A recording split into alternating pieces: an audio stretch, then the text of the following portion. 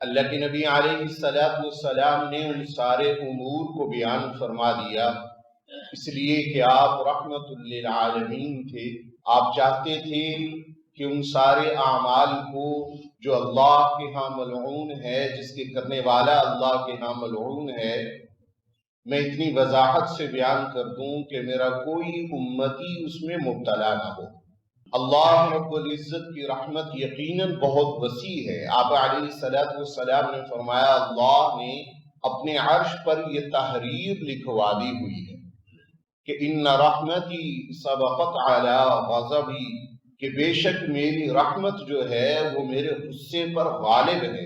لیکن پھر بھی کچھ ایسے امور ہیں جو اللہ رب العزت کو اس قدر ناپسند ہیں کہ چاہے اسے کوئی ایمان کی حالت میں بھی کرے کہ وہ ایمان جو اللہ رب العزت کو سب صفات سے زیادہ محبوب صفت ہے، اس کے باوجود یہ شخص اللہ کی رحمت سے محروم ہو جاتا ہے، معاذ اللہ ثم معاذ اللہ۔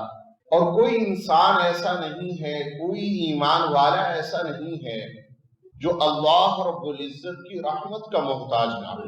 سید عائشہ صدیقہ رضی اللہ تعالیٰ عنہ کہتی ہیں اللہ کے نبی علیہ السلام نے فرمایا عائشہ، اس کائنات کا ہر ایمان والا محض اللہ ہی کی رحمت سے جنت میں جائے گا۔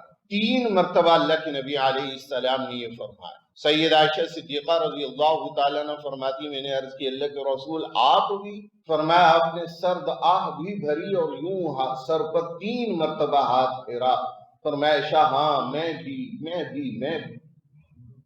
بھی اللہ کی رحمت کے بغیر جنت میں نہیں جاؤں، اللہ ہی کی رحمت ہوگی تو جنت میں جاؤں۔ تو پھر ان امور سے بچنا چاہیے، ان اعمال سیئہ سے بچنا، اپنے آپ کو بچانا چاہیے، کوشش میں لگنا چاہیے کہ کوئی ایسا عمل نہ ہو کہ اللہ رب العزت کی لعنت کا شکار ہو جائے۔ ہاں لیکن کافر اور مومن پر، کافر پر لعنت اور مومن پر لعنت میں کچھ فرق ہے، وہ ضرور سمجھنا چاہیے۔ کافر جو ہے، جو حالت کفر پر مرا، وہ دائمی لعنتی ہو گیا، دائمی طور پر۔ قرآن پاک میں اللہ رب العزت نے وضاحت کے ساتھ، صراحت کے ساتھ بیان کر دیا۔ اسی لیے کوئی بھی کافر جب تک زندہ ہے اس پر لعنت کو علماء نے جائز قرار نہیں دیا کہ اس پر آدمی لعنت کرتا رہے کہ اس پر اللہ کی لعنت ہو، اللہ کی لعنت کا شکار ہو، اس کے لیے یہ بد دعا کرے۔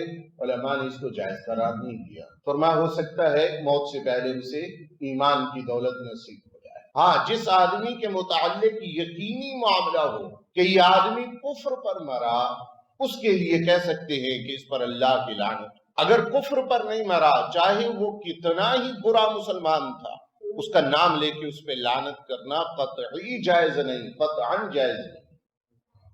کسی بھی معین مسلمان پہ لعنت کرنا جائز نہیں۔ یوں کہہ سکتے ہیں گانا گانے والے پر اللہ کی لعنت ہے، جھوٹ بولنے والے پر اللہ کی لعنت ہے، سود کھانے والے پر اللہ کی لعنت ہے، جسم کو گودنے گدوانے والے پر اللہ کی لعنت ہے، باریک چست لباس پہننے والی عورتوں پر اللہ کی لعنت ہے۔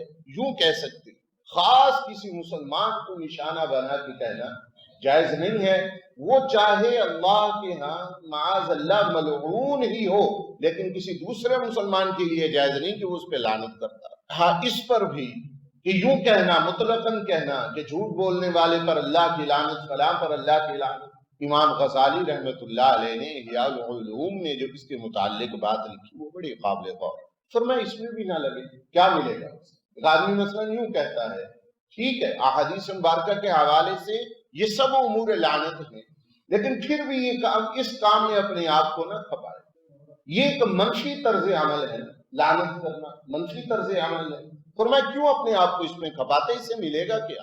ایک آدمی نے پوچھا، امام غزالی رحمت اللہ علیہ العلوم میں لکھتے ہیں، فرمانے لگے کہ مجھ سے ایک آدمی نے پوچھا یزید پر لعنت کرنا جائز ہے؟ میں نے اس سے کہا بلا شبہ جائز ہے، لیکن یہ بتلاؤ کہ تم اگر اس پر لعنت کرتے رہو صبح سے شام تک، وہ تمہارے حق میں بہتر ہے یا تھوڑی دیر بیٹھ کے تم اللہ کو یاد کرو اور تسبیحات میں اپنے آپ کو مشغول کرو اور قرآن پاک کی تلاوت میں، قرآن کو سمجھنے سمجھانے میں مشغول کرو، یہ زیادہ بہتر ہے؟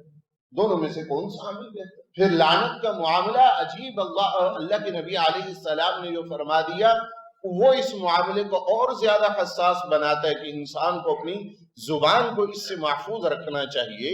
اللہ کے نبی علیہ السلام نے فرمایا جو لعنت کا لفظ زبان سے نکلتا ہے وہ رائگاں نہیں جاتا، وہ ایسے ہدر نہیں جاتا۔ فرمایا وہ اس آدمی پر لعنت جاتی ہے جس کے متعلق کہی گئی، اگر وہ لعنت کا مستحق ہے تو اس پر پڑ جاتی ہے، وگرنہ اس لعنت کو اللہ رب العزت آسمانوں کی طرف اٹھاتے ہیں اور یہ لعنت واپس اسی پر پڑ جاتی ہے جس نے لعنت کی، وہ خود ملعون ہو جاتا ہے، خود اللہ کی رحمت سے محروم ہو جاتا ہے۔ اس عمل میں اپنے آپ کو لگانا نہیں چاہیے، اس سے اپنے آپ کو پاک رکھنا چاہیے۔ کبھی کوئی جذبات میں آ کے زبان سے بات نکل جائے تو نکل جائے، وگرنہ یہ منفی طرز عمل اس کو اپنی زندگی کا حصہ ہی نہیں بنانا چاہیے۔ آپ نے دیکھا ہوگا، یقیناً آپ سب حضرات کے تجربے اور مشاہدے میں یہ بات آئی ہوگی کہ کچھ لوگ ایسے ہوتے ہیں جنہیں اعتراض کرنے کی عادت پڑ جاتی ہے، حتیٰ کہ طبیعت ان کے قریب آدمی تھوڑی دیر بیٹھے طبیعت بیزار ہونے لگتی ہے۔ کیوں؟ جو بات ان کے سامنے کر دو، جس شے کا تذکرہ کر دو، وہ کہے گا جی یہ تو ادنا جی، یہ فلانا ادنا، یہ چیز ایسے ہے جی۔ کیوں؟ مزاج بن گیا۔ اب اس کا عقل کام ہی نہیں کرتی، بس اس کی زبان پہ اعتراض آ چکا ہے اور وہ کرے گا۔ اب اعتراض کا معاملہ ایسا ہے، عام مسلمانوں سے شروع ہوتا ہے، پھر علماء تک جاتا ہے، علماء پر جب بات کرنے کا مزاج بن جاتا ہے، پھر خیر القرون کے لوگوں پر، کیونکہ مزاج بن گیا اعتراض کرنے کا، پھر حضرات صحابہ کرام پر، اور پھر وہ بھی ہوئے جنہوں نے اپنے تئیں لکھی قرآن پاک کی تفاسیر، لیکن ان تفاسیر کے اندر اللہ کے نبیوں پر بھی معاذ اللہ اعتراضات کیے۔ کیوں؟ کیونکہ زبان کو اعتراض کا عادی بنایا، زبان کو اعتراضات کا عادی بنایا۔ ایک کتاب میں حضرت عثمان ابن عفان رضی اللہ تعالیٰ عنہ کے متعلق ایک بہت بڑے مشہور آدمی نے، جسے ایک بہت بڑا مذہبی پیشوا مانا جاتا ہے، انہوں نے اس میں حضرت عثمان غنی رضی اللہ تعالیٰ عنہ پر بڑے اعتراضات کیے، اور اس میں ایک جگہ پڑھا کہ عثمان غنی رضی اللہ تعالیٰ عنہ نے فلاں جنگ سے جو مال غنیمت آیا تھا فلاں ملک سے، وہ اپنے بہنوئی کو دے دیا تھا۔ اب یہ کیا ہے؟ یہ حضرت عثمان غنی رضی اللہ تعالیٰ عنہ کو معاذ اللہ کیا ثابت کیا جا رہا ہے؟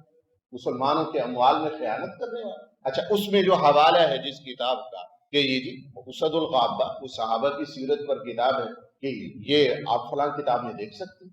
اچھا، اب جب اس کتاب میں دیکھا کہ یہ بات موجود ہے یا نہیں، تو یہ بات تو موجود تھی جو انہوں نے وہاں نوٹ کی، لیکن اسی کے بالکل آگے، یعنی اس کے فوراً بعد جو روایت تھی وہ یہ تھی کہ حضرت عثمان غنی رضی اللہ تعالیٰ عنہ نے وہ جو مال غنیمت تھا اس کی ساری قیمت بیت المال میں جمع کرائی، اور وہ مال غنیمت اس کی قیمت لوگوں میں تقسیم ہوئی، وہ مال غنیمت خرید کر اپنے بہنوئی کو دیا، خرید کر دیا۔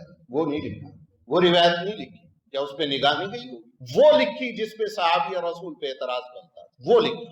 یہ ہوتی ہے اس بدخصلتی کا نتیجہ، یہ ہوتا مزاج نہیں بننا چاہیے۔ اعتراض کی بات ہو کہہ لے، وگرنہ اپنی زبان کو اس سے بھی روکے۔ سب سے افضل تو یہ اللہ کے نبی علیہ السلام نے فرمایا، میں نے معراج کی رات مجھے جہنم میں عورتوں کی کثرت دکھائی گئی، ربنا اصرف عنا عذاب جہنم ان عذابها کان غراما۔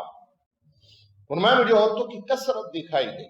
میں نے پوچھا جبریل امین یہ معاملہ کیا ہے؟ اللہ کے رسول ان کی لعنت کے مثال کی وجہ سے بات پہ لان ملان کرے گی، برتن بھی گر گیا تو اس پہ لعنت کرنے لگی، وہ بچہ کھیلنے لگا شرارتیں کرنے لگا اس پہ لعنت ملامت کرنے لگی۔ فرمایا اس وجہ سے اللہ کے نبی علیہ السلام نے فرمایا مومن لعان بھی نہیں ہوتا، طعان بھی نہیں ہوتا، فاحش بھی نہیں ہوتا، متفاحش بھی نہیں ہوتا، یعنی مومن کا مزاج نہیں ہوتا لعنتیں کرنے والا۔ ایک آپ سفر میں تھے، ایک صحابی کا اونٹ مستی کر رہا تھا، اس نے کہا تجھ پہ اللہ کی لعنت ہو، سیدھا ہو کے کیوں نہیں چلتا؟ اللہ کے نبی علیہ السلام نے فرمایا اس اونٹ کو چھوڑو، اس سواری کو چھوڑ دو، دوسری سواری پر سوار ہو جاؤ، اسے اب چھوڑ۔ وہ صحابی حیران، سب حیران ہوئے، انہوں نے فوراً اونٹنی چھوڑ دی۔ تھوڑی دور آگے گئے، اس پر آسمانی بجلی گری اس اونٹ پر اور وہ جل کے خاک ہو۔ لیکن نبی علیہ السلام نے فرمایا تم نے کیوں لعنت کی اس پر، تم نے کیوں اس پر لعنت کی؟ تم اس کے اوپر ہوتے تو آسمانی بجلی تمہیں بھی جلا کے خاک کر دے. لعان نہیں ہوتا مومن. اور فرمایا طعان نہیں ہوتا، تانا دینے والا نہیں ہوتا، فاحش بے حیائی کی باتیں کرنے والا نہیں ہوتا. متفاحش کہ ایک تو ہے نا فاحش وہ آدمی جس کے مزاج میں بے حیائی ہے، مزاجن بے حیائی کی باتیں کرتا ہے، مومن یہ بھی نہیں ہوتا. متفحش یہ ہے کہ مزاجن تو بے حیا نہیں ہے لیکن کبھی دوست احباب کی مجلس میں بیٹھا تو پھر بے حیائی کی باتیں کرے. یہ بہت گندی عادات میں سے ہیں. فاحش ہونا بھی اور نعوذ باللہ متفحش ہونا بہت گندی عادات میں سے ہیں. بعض لوگ فاحش نہیں ہوتے، فاحشہ باتیں نہیں کرتے، لیکن جب کسی مجلس میں بیٹھتے ہیں نا دوست احباب کے ساتھ تب بے حیائی کی باتیں کرتے ہیں. بس آپ کی باتیں کرنی چاہیے لیکن اس کی ایک حد رکھنی چاہیے، حد ضرور رکھنا چاہیے. ہم ایک دفعہ ایسے بات کرتے تھے، ہمارے دوست تھے بڑے سلجھے ہوئے خاندان میں سے، گیلانی تھے ملتان کے. تو انہوں نے ایک بات کی وہ آج تک دل پہ نقش ہے، وہ پھر ایسا نہیں. وہ کہنے لگے یار مروت کا تقاضا ہے کہ آدمی کو پردہ ضرور رکھنا چاہیے، وہ باتیں پردے میں کرنی چاہیے، یعنی بات ایسے کھلے ڈلے انداز میں نہیں کرنی چاہیے. یہ بات مزاج کا حصہ بن گئی کہ نہیں؟ ٹھیک ہے بات تھوڑی بہت مذاق کی ہو گئی، بس وہ ایک حد تک. حد کراس نہ کرے کبھی بھی، حد کراس نہ کرے. تو لعنت کے امور پر بات ہو رہی تو اللہ کے نبی علیہ السلام نے یہ سارے امور کیوں بیان فرمائے؟ تاکہ میرے امتی بچ جائیں. ہم نے بھی ان امور کو درس کا حصہ اس لیے بنایا تاکہ پتہ چلے. یہ تو اب بہت آسان تھا، ترجمہ کرتے آگے نکل جاتے، بس تاکہ یہ بات واضح ہو جائے کہ کون سے امور ایسے ہیں کہ نماز پڑھ رہا ہے، 5 وقت کا نمازی ہے، دیندار ہے، اللہ والا ہے، قرآن سے شغف رکھنے والا، دین کی محنت کرنے والا، لیکن ایک ایسے کام میں مشغول ہے کہ اللہ کی رحمت نہیں اترتی اس میں، اللہ کی رحمت شامل حال نہیں ہوتی.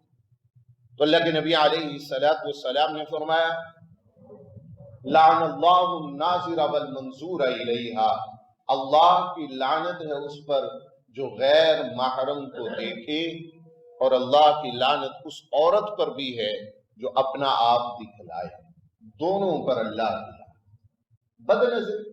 بد نظری معاذ اللہ یہ ایسا گناہ ہے جس کے گناہ ہونے کا احساس ختم ہو گیا. جس کے گناہ ہونے کا، نماز نہ پڑھنا گناہ جانا جاتا ہے، سود جوا بے حیائی گناہ جانے جاتے ہیں، لیکن بد نظری غیر محرم عورتوں کو دیکھنا اس کے گناہ ہونے کا احساس ختم ہو گیا ہے. اور اب موبائل نے آ کے تو بالکل احساس ختم کر دیا.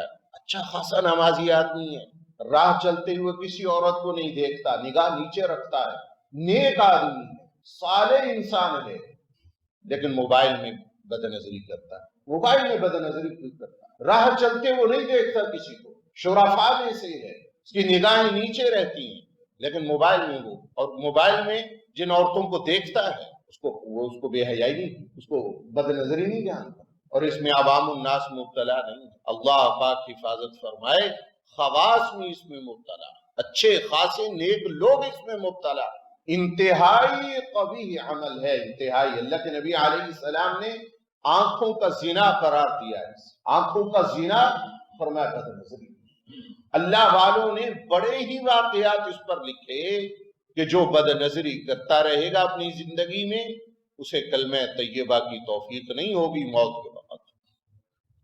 ایمان کی حلاوت اور عبادات کی نورانیت بد نظری بالکل ختم کر کے رکھ دے. ایمان کی حلاوت میں محسوس نہیں ہو. آپ چند دن اپنی نگاہوں کو بد نظری سے بچا کے دیکھیں، آپ کو ایمان کی حلاوت اور عبادات کی نورانیت باقاعدہ دل میں محسوس ہوگی. جو نماز پڑھیں گے، جو قرآن پڑھیں گے، جو دین میں لگیں گے، اللہ کے گھر میں آئے جائیں گے، جو نورانیت دل میں جمع ہوتی وہ آپ کو محسوس ہوگی کہ ہاں عبادات کی نورانیت ہے، ایمان کی حلاوت، ایمان کی نورانیت ہے. آپ محسوس کریں گے. بہت برا گناہ، بہت ہی برا گناہ. اسی لیے جب اللہ رب العزت نے مردوں عورتوں کو حیا کی بات سمجھائی تو سب سے پہلے فرمایا کہ اپنی نگاہ کو نیچے رکھو، اور فرمایا وَيَحْفَظُوا فُرُوجَهُمْ، تمہاری شرمگاہوں کی حفاظت اسی میں ہے کہ تم اپنی نگاہوں کو نیچے رکھو. اچھا پھر یہ معاملہ صرف عورتوں کے لیے، صرف مردوں کے لیے نہیں ہے کہ وہ اپنی نگاہ جھکائیں، عورتیں بھی نگاہ جھکائیں۔ عورتیں سمجھتی ہیں ہم نے برقع پہن لیا، اپنے آپ کو ڈھانپ لیا، اب ہم جس کو مرضی دیکھتے ہیں، غلط ہے۔ اللہ کے نبی علیہ السلام کی ازواج میں سے دو آپ کے پاس بیٹھی تھی، عبداللہ بن ام مکتوم رضی اللہ تعالیٰ عنہ، نابینا صحابی۔ وہ جب وہاں سے آئے تو اللہ کے نبی نے فرمایا تم لوگ نیچے تھے، اللہ کے رسول وہ تو نابینا ہے، فرمایا تم تو نابینی نہیں، تم اسے کیوں دیکھ رہے؟ یہ قبیح عمل، اور اتنا قبیح ہے، اس کی عادت اتنی گندی ہے۔ آپ نے دیکھا ہوگا بڑھاپے، ساری زندگی نماز نہیں پڑھی، بڑھاپے میں نماز شروع کر دی اللہ کی توفیق سے، بہت بڑی بات۔ اللہ پاک موت سے پہلے اپنے در پہ آنے کی توفیق دے دے۔